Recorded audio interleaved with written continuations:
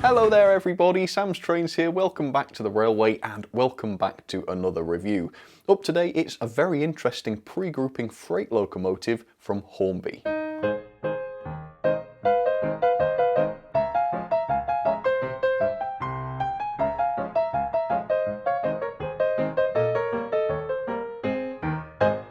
I say that this is a pre-grouping locomotive, but as far as I can tell, Hornby have only ever produced this as a post-grouping model, the earliest delivery being LNER Black. And I think the reason being is that this model was released just a year or two before the major pre-grouping craze took a hold of this hobby.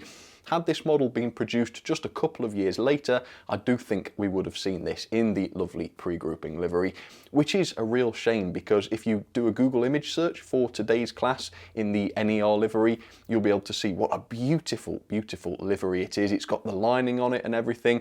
So yeah, Hornby, if you're watching and you want to bring this model back, please do it in the pre-grouping livery if at all possible, because I'm sure it will be a huge success. Anyway, the locomotive is this. It is the Hornby Raven Q6, and I have reviewed this model before. I reviewed it 4 or 5 years ago, something like that. But the model is still available now. I believe the RRP on hornby.com is £160.99, which is by far the most expensive I've ever seen this loco for sale. It's certainly a lot more expensive than it was when this model was first released. However, it does appear to be available on Amazon for a little bit less, so if I can find some, I will include some affiliate links down in the description. However, today I'm going to review this loco with fresh eyes. We're going to find out how well this fits in among other 2021 locomotives and find out whether or not this is sort of worth the £160 price tag. Very expensive. So let's have fun with this one. Hopefully it will impress us. Let's take a look. So this loco was first released roughly around 5 years ago, which does make this one of Hornby's most modern locomotives.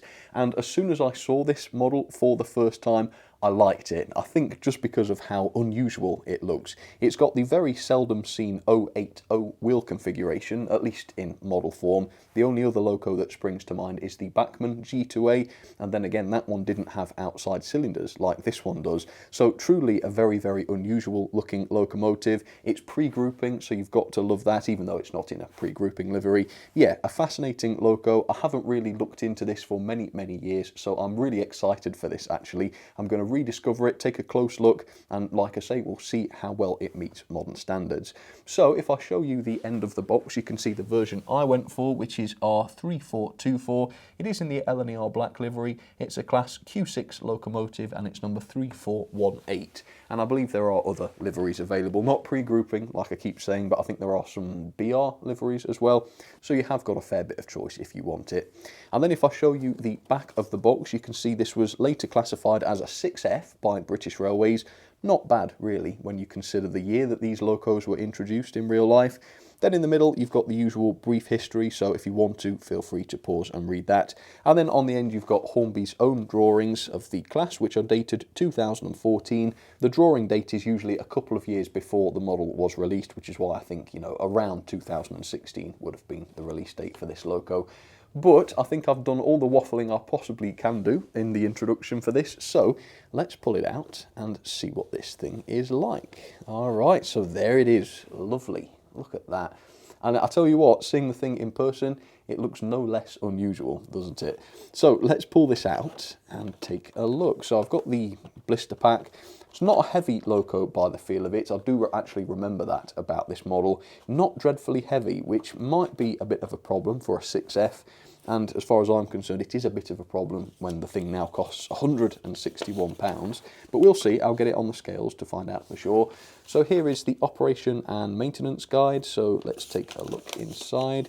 And this is pretty box standard, isn't it? Feels like we've seen the same thing many times before. Lubrication points, very standard. How to fit the accessories. Body removal, which I will do on camera so that you can see what's going on inside. Close coupling, and you can see the DCC arrangement inside, which appears to be just an 8-pin socket in the tender, although there does seem to be space for a speaker in there too. So there is the option for sound, although I don't think Hornby ever produced a sound version of this. It would be cool to see a TTS Q6, that would be nice. And then on the back shows you the location of the brake rods, and I'm not entirely sure whether the brake rods come fitted. No, apparently not. I can see them in the the detail bag. Right, are you ready for this then? Let's take a fresh look at the Hornby Q6. Here it comes. Right, well, we've got the accessory bag, so let's take a look. Not a great deal inside there, really. You've got the brake rigging, as I already said. The rest of it appears to be just a coupling assembly. So you've got the NEM socket with a screw to hold that on, the NEM pocket, and then the NEM coupling itself, which goes on there. And so I'm guessing that is for the front of the locomotive. So in other words, without this coupling assembly fitted, the front of the locomotive should be completely realistic, which is pretty cool. So yeah, no front coupling fitted as standard, but you do have the option to put one on if you want to. That's pretty cool, good to know. Right. Let's open this up and take a look. So there it is, first look. You can see it does have a slightly more glossy finish, I would say, than some Hornby locos. However, it's still a little bit on the plasticky side. And from what I remember, there is a good reason for that. And that is that the loco, besides the chassis, is largely made of plastic. So I believe that is a plastic boiler, plastic running plate, plastic, and it kind of looks it, doesn't it? The finish isn't terrible, but it's not quite as good as when there is a proper die-cast body underneath there, or as when, say, the likes of Bachmann will put a top coat onto a body to give it more of a satin finish. Doesn't look quite as good as that. However, the overall proportions of the Q6 are captured very nicely, as you can see, and I'm glad to say that I am still a huge fan of the Q6 because that really unbalanced 080 look is fascinating to me. Yeah, overall, it looks like a really smart model, doesn't it? It doesn't feel dreadfully heavy, so I will get it on the scales. I'll give you a brief history of the class, and then I'll get it up close for you, and we'll talk about some of the different details. All right, should be fun. Let's do it. So the Q6 started life on the North Eastern Railway, as I say, or the NER as it's also known, where it was initially introduced as a freight locomotive known at the time as a Class T2. The T2 was designed by Vincent Raven, and 120 of them were built between 1913 and 1921. They were based on an earlier Q5 design, but they featured larger boilers and superheaters as well. They ran on 2 outside cylinders, produced a tractive effort of 128 kilonewtons, and they had a top speed of only 40 miles per hour.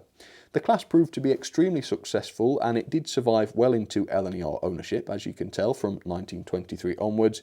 And from there, the class continued to work through to the BR era, before finally being withdrawn along with all British steam locomotives during the 1960s, having served tirelessly for up to 54 years. Although so many of these were built, only one of them remains in preservation, and that's number 2238, and it carried the LNER running number 1946. So there it is, up close and personal for you, the Hornby Raven Q6 freight locomotive. And overall, I really like this. It's a decent model as far as I'm concerned. It's nicely designed, it's well put together, and I would describe the detail as adequate. Unfortunately, the model is not representative of the RRP of £161 because it does have the all-plastic body. It is very light, the decoration is very simple with no complexity to it, and a lot of the detailing is quite basic, which is a great shame because those are the perfect ingredients for a great value model.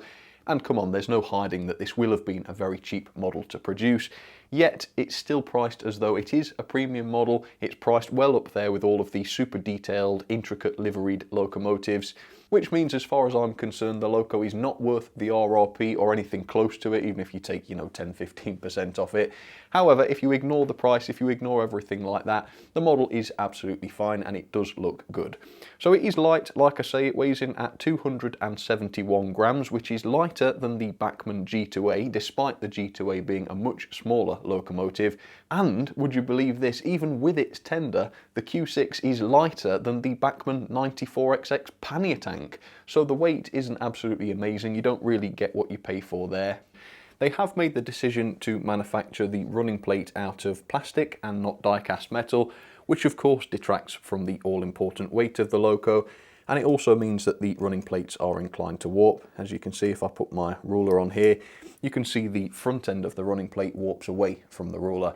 And to be honest, there's no excuse for that because Hornby are aware of this issue. Quite a few of their locos with the plastic running plates do this, and so taking that into account and considering the price, there is no reason in the world for that running plate to be made of plastic. However, the finish isn't too bad actually, particularly under these brighter lights. You can see there is a fair bit of gleam to that boiler, which is pretty good for an all-plastic locomotive, not too bad at all. The decoration, as per the prototype in the LNER black, is very, very basic, but what small decoration there is has been done reasonably nicely. So you've got the builder's plate here just underneath the boiler. Hopefully the camera can pick up what that says. Even though the running number on the side of the cab is just the basic single colour version of the LNER font, the application is at least nice and crisp. And then on the buffer beams you've got the nice red paintwork there with the running number and such painted on there as well. The cab looks okay from the outside. As you can see, you've got this nice flush glazing, which has been nicely applied. Inside the cab, again, it's a little bit more basic than you'd expect of a loco at this price tag. You do have painted detail inside there, but none of the gauges are picked out or anything. It's a reasonably simple cab by modern standards. The safety valves and whistle look as though they're made of plastic. It's fairly clear that the safety valves are actually made of metal, but presumably they've been painted to match the whistle, which I assume is plastic, and therefore the metal finish even on the safety valves has been lost, which is a pity. You do, however, have separately fitted handrails going along the length of the loco. Not sure whether or not those are metal or plastic. I might give them the benefit of the doubt, but they are a little bit on the flexible side, which suggests maybe they are plastic. Over on the other side though, you can see we do have a metal reversing rod, which is a really nice feature. So like I say, it's not a poor quality model right across the board. Metal parts like that do make a big difference. And look, underneath the boiler, you can see there is a little bit of valve gear represented underneath there. Nothing too major, but enough just to catch your eye as the thing runs past, and enough so that isn't just a smooth blank area underneath the boiler, which I think is great. The wheel set is done really, really nicely. Besides the tyres, I believe the wheels are just moulded plastic, but that brings with it an awful lot more realism. So even the centres of the wheels, as you can see, are perfectly realistic with just the little lathe holes. And then you've got nice slim coupling and connecting rods, as well as the piston crossheads. The quality of all of that assembly looks fantastic as far as I'm concerned. The smoke box area is nicely done. You can see you've got the separately fitted lamp bracket on the top there, although I believe that's part of the handrail, so that's a clever bit of design there. Separately fitted smoke box dart on there. Lamp irons fitted just above the buffer beam, and then you've got metal sprung buffers. So again, that's another premium feature, isn't it? Another thing I like is the complete lack of parting line across the top of the body. That is fantastic. There is a line there obviously, but it's clear that that was not an accident and is in fact part of the design, so that's great. And as you will have probably noticed as we've been looking around, the quality with which this has been assembled is faultless. I've not spotted any glue, I've not seen any mist on the bodywork. All of the decoration application is perfect. So even though yes, it's expensive and I don't think the loco's features are enough to justify the ridiculous price tag, you can't really complain about the quality. The features maybe, but the quality is absolutely fine. The same thing goes with the tender. I think the underframe of the tender looks particularly good. You've got some really, really crisp moulding going on around the axle boxes. Unlike on the loco, the brake rigging is pre-fitted from the factory, and that does add an extra layer of detail to the tender. Again, you can see you've got nicely plastic moulded wheels with the metal tyres. I think that looks fine. The coal load is reasonably convincing. It's got a really nice finish to it actually. Just a few pieces of the coal catch the light nicely. Looks great, but it is removable, so if you're not keen on it, you can get rid of it. I love the aesthetic design of the tender. Look at this streamlined coal guard which goes right across the tender. For a freight tender, this actually looks super cool. I'm a big fan of that. It's got little metal buffers. They're not sprung or anything, but it's quite unusual to see metal buffers going between loco and tender like that, so that's pretty good. And I should also say that there is a metal tender full plate fitted to the locomotive. It does pivot, as you can see. It's a little bit on the stiff side, but it does the job, so that's another great feature. And then, of course, the tender is adorned with more separately fitted handrails. You've got more lamp irons and such at the back, and then more of those nicely moulded sprung buffers. And then at the very back you do have the NEM coupling fitted to the tender. So, high price aside, it does tick most of the boxes, doesn't it? It beautifully captures the unusual look of the prototype. The model looks fantastic. I think to justify the price it needed that metal running plate. That would have been a great feature. Slightly more detailed cab, maybe a few more separately fitted details. Besides that though, I would say the loco is more or less there. However, let's do something I've never done before with this locomotive and examine the mechanism on camera. That should be pretty interesting. Then of course I'll get it down onto the track and we'll find out how this performs. Okay, let's do it. So there she is, the Hornby Q6 down onto the track, ready to be tested. Now you might think so far this locomotive has proved to be maybe a little bit underwhelming. However, where the mechanism is concerned, pay attention folks. particularly if you were inclined to defend Helgen and Bachmann when I called them out on their poor quality mechanisms, because, by comparison, this mechanism from Hornby demonstrates how utterly futile any such defence would actually be. Okay, are you ready for this? Are you ready? It is quite marvellous. First of all then, pickups. The loco has all wheel pickups. Not a single wheel on this locomotive does not have a pickup. That goes for the tender as well, of course. They're very discreet pickups on the tender. You can't actually see them because they contact the top side of each wheel, but they are there, which is amazing. And then the loco has more traditional pickups, which you can see, again, on every single one of its driving wheels. The base keeper plate is very, very easy to remove. It's connected up with spring-loaded electrical contacts, which means you can remove it entirely for cleaning and maintenance purposes, and it also gives you easy access to the axles for cleaning and lubrication and such. You can also see there are proper bearings on the chassis, none of your awful square bearings or anything like that. No, proper turned metal bearings. That is fantastic.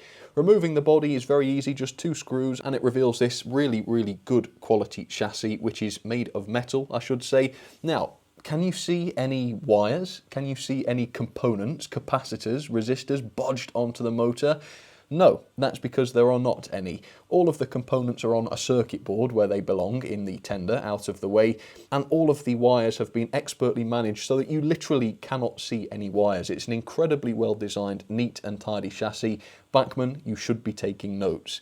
There's the motor. That is a 5-pole motor, quite a substantial motor as well. As you can see, it's got a flywheel fitted to it. That's a fantastic quality feature. It does have a cover over the worm drive to keep the lubricant in and any dust and dirt out. And to top it all off, the gauging is okay. The first axle came in at 14.6mm, which is a little bit tight, but the rest came in at a much more acceptable 14.5mm, which is absolutely fine. So this loco might be overpriced, but it's not as overpriced as some of those Bachmann locos, which have a far, far worse mechanism than this. So don't bother trying to defend them in the future, okay?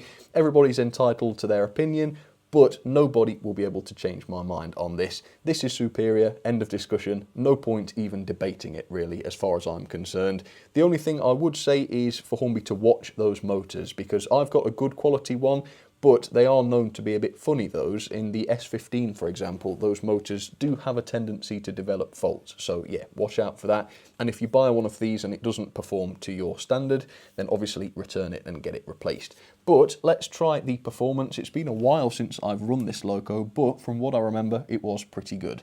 I do remember that it works, but I don't remember an awful lot more. So let's just give it some juice. And as you can see, immediately, without any warming up, that took off beautifully smoothly. This loco has already been run in, I should say, so I'm not doing that today. But like I say, yeah, it has been done already. And you can tell already what a beautiful, smooth performer this is. That flywheel, that motor, really, really helps to make this a fantastic runner. Far better than any of the 8-coupled locos I've ever reviewed from Bachmann, I would say. Okay, the crawl. How is the crawl? Have we got some torque there? I think so, if I remember correctly. Let's try, though. Oh, man, look at that. How controlled. Look at that. No cogging. No cutting out, because it's got proper pickups on all of its wheels. You can't beat it, can you? And to be honest, folks, when a model costs as much as this, anything less is totally unacceptable. This is the very least of what you should be getting when you pay that kind of money. And thank goodness, for the most part, Hornby do offer that where the mechanisms are concerned. But other manufacturers should do as well. Look at that. Beautiful. And I don't recall that, I mean, this wasn't such a great runner, I don't think, when it was brand new. It really did take a couple of hours running before it blossomed into the great runner that it is now. So, again, don't be disheartened if it doesn't run perfectly straight away. But this runs good as new, in fact, better than new. But there is a downside, and that again goes back to the lightweight of the body and the loco itself. Because the loco is not a great puller, I measured a tractive effort of 0.23 newtons, which equates to roughly 16 coaches on straight and level tracks. So if you've got curves and gradients, it's not even going to be close to that. And so this fairly large freight locomotive has the pulling capabilities of a small tank engine, in indeed Helgen's 1361 tank engine, little tiny awful thing. Even that is more powerful than this. So that's a problem, unfortunately. However, I have set up a sort of modest rake of wagons. There must be about 20 there, so I guess if she can haul those, the slightly naff pulling power won't be a complete deal breaker. But it is a shame, it really is a shame that this is so light. Otherwise, I'd really be sort of rooting for it. Okay, let's go and couple. Oh, it's so controllable, look at that. Well, I heard a nice satisfying click from the couplings, which is a good sign. So let's pull forwards and just check that it has coupled properly. Oh, look at that. Even with the wagons coupled, it's a great crawler. But let's give it some more. Should say the gearing is competent as well. This is, if I go up, that's 50% speed, which is about right, isn't it? And then on the middle line, I have what I think is the only other 080 in my collection. I could be wrong, but I can't recall any other, try as I might. So this is indeed the Bachmann G2A. I've mentioned it once or twice already today.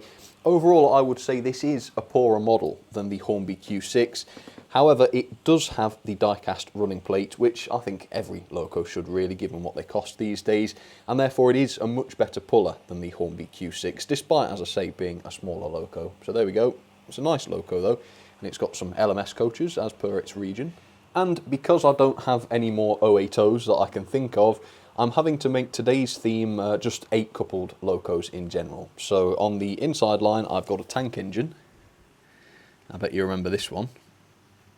This is not the 72XX, this is the 280, I believe, which is the 52XX.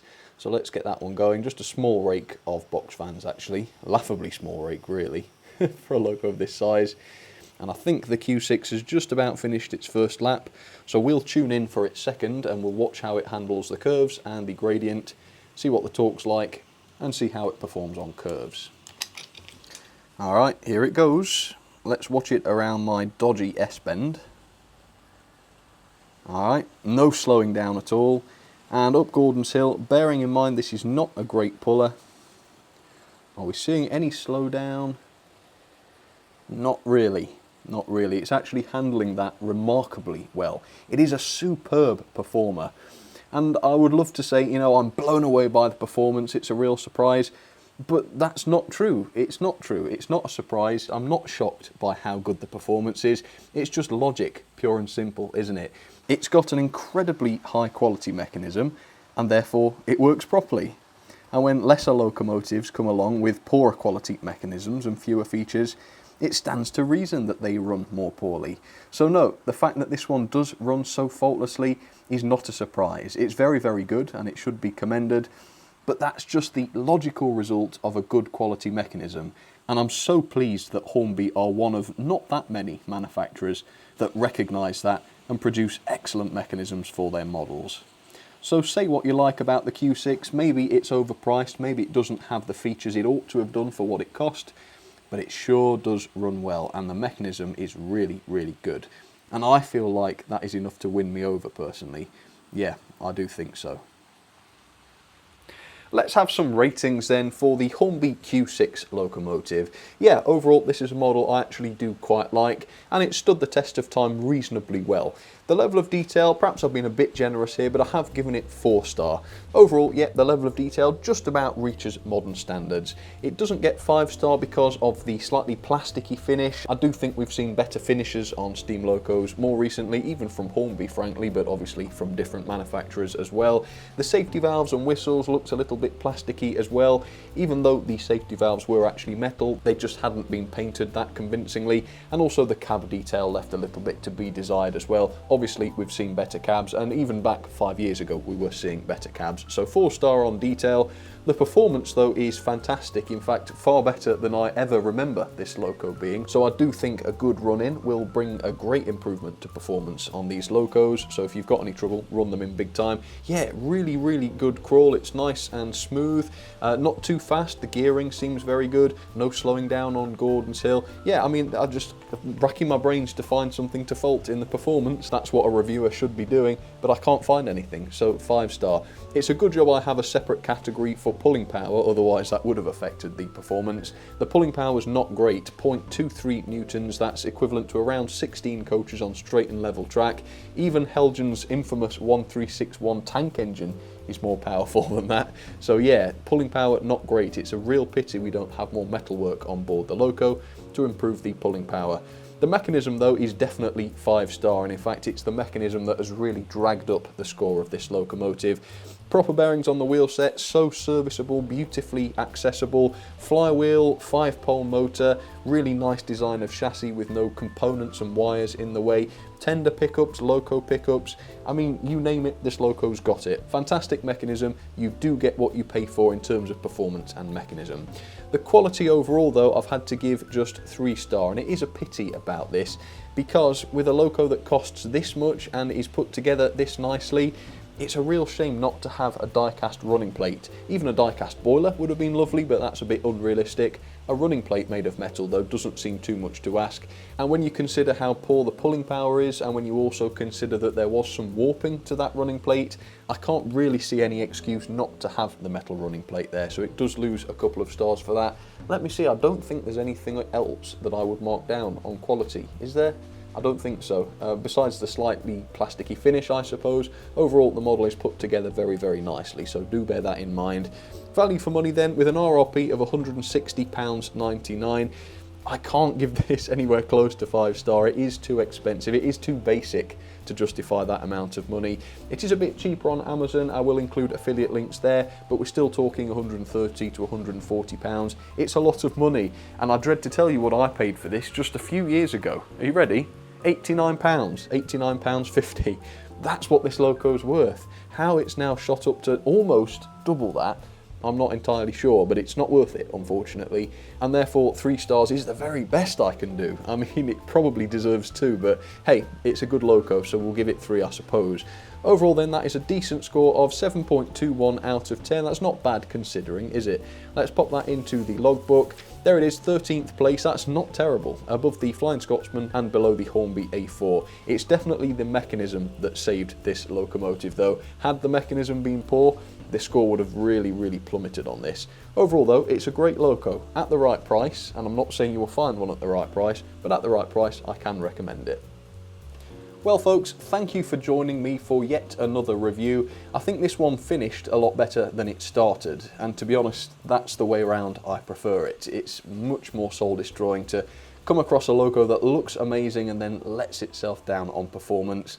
And we've seen that quite a lot this year, haven't we? So it's actually really nice to do the old switcheroo with this one. And you know, actually get a really, really good performing loco for a change.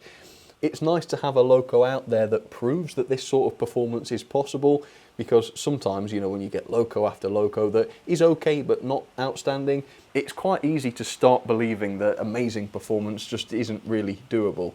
So the handful of locos that really do perform as nicely as this one are a great foil to that, aren't they? So I'm very glad this exists.